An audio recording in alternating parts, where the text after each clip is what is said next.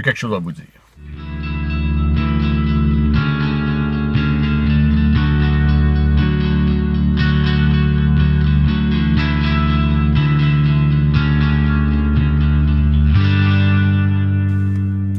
On a tous des gens dans nos vies, des gens qu'on aime beaucoup. Ça peut être des membres de notre famille, ça peut être des amis, mais peu importe là. Mais ce sont des gens qu'on ne voit pas assez souvent. Et vous savez pourquoi on ne se voit pas assez souvent?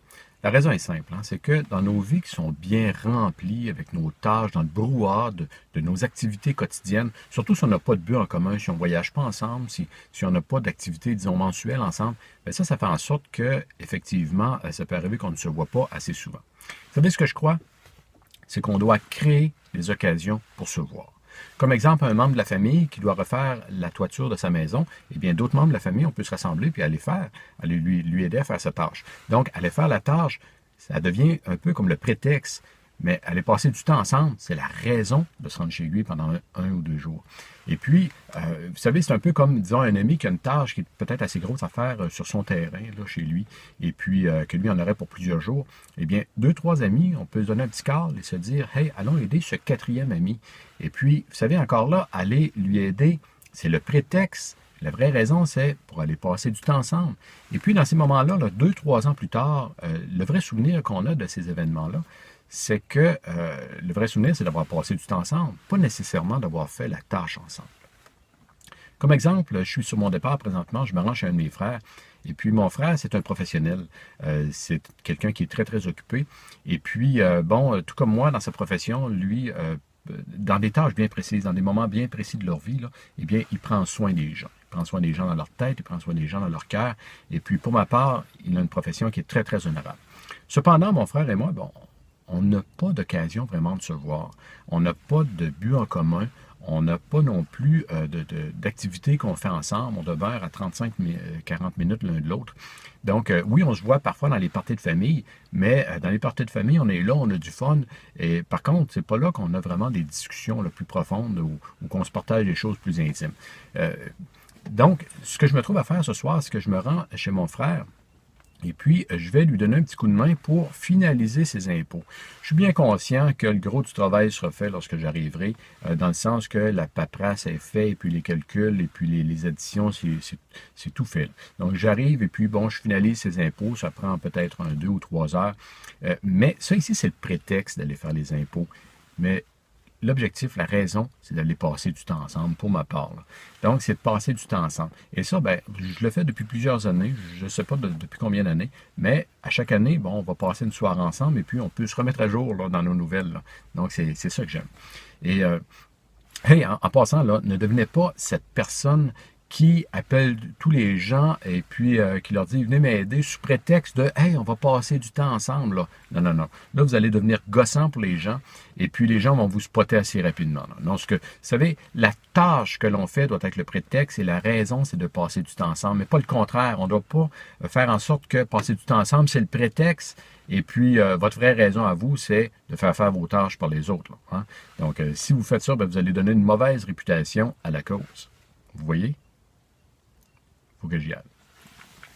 Il est présentement 3h15 du matin, je fais le plein de mon véhicule à Saint-Apollinaire, c'est près de Québec, et je me rends à Montréal parce que j'y donne au Palais des Congrès de Montréal 5 conférences différentes aujourd'hui pour une organisation dans le domaine de la santé animale. Et puis, ce sera une belle journée bien remplie. Mon retour est prévu dans environ une 20aine d'heures. Donc, bonne journée. On y va, go! It's me, OK, go! It's me, It's me, allons, it's me, OK. Maintenant, ce que vous allez faire, c'est simple. Vous allez tout simplement tourner comme ça ici, comme ça.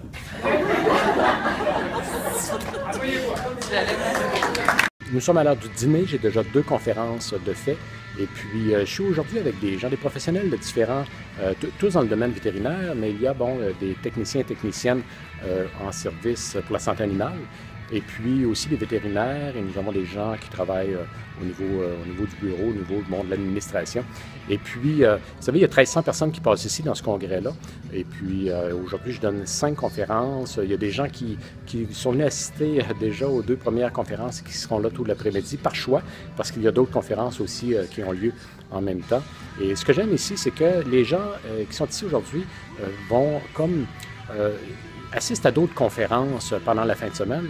Et puis, ce qu'ils se trouvent à faire, c'est qu'ils apprennent à prendre soin, disons, des animaux. Ils apprennent à prendre soin aussi des propriétaires des animaux. Mais moi, ce que j'ai de différent par rapport aux autres conférences, aux autres formations qu'il y a pendant cette fin de semaine, c'est que je leur parle de prendre soin d'eux. On dirait que les gens ne sont pas habitués à ça. Ils sont habitués, un peu comme des infirmiers, des infirmières, à prendre soin des gens. Mais ici, je leur dis, hey, c'est important de prendre soin de toi aussi, là. Et puis, la façon de le faire, je leur donne des outils. Puis, les gens me disent qu'ils seront, même il y a des gens qui sont inscrits à mes prochaines conférences publiques, donc ce qui est très, très valorisant, autant pour moi que pour eux, pour ce qu'ils découvrent de la personne qu'ils sont. 5 conférences plus tard, dont en fait 2 conférences en matinée et puis 3 conférences ateliers en après-midi. Il est présentement 18h45 et puis nous sommes de retour vers Québec. On s'arrête un petit peu pour venir se chercher un petit café et puis on va continuer la route. J'ai rencontré des gens super intéressants. Ça a été très agréable de discuter avec plusieurs participants. J'étais aujourd'hui dans une association pour des gens, les vétérinaires et puis les techniciens en santé animale. Et c'est toujours agréable de rencontrer des personnes qui ont commencé à me suivre, des gens qui me connaissaient, certains qui me connaissaient depuis un petit bout, d'autres qui m'ont découvert aujourd'hui, qui ont fait les 5 événements lorsqu'ils avaient le choix d'aller dans d'autres conférences, d'autres formations. Donc, c'est très, très agréable, c'était le fun.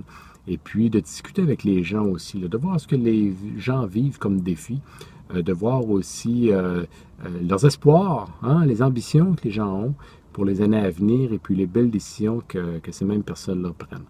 Donc, c'était une superbe belle journée. On la termine en route sous le beau soleil en cette fin du mois d'avril. Ciao!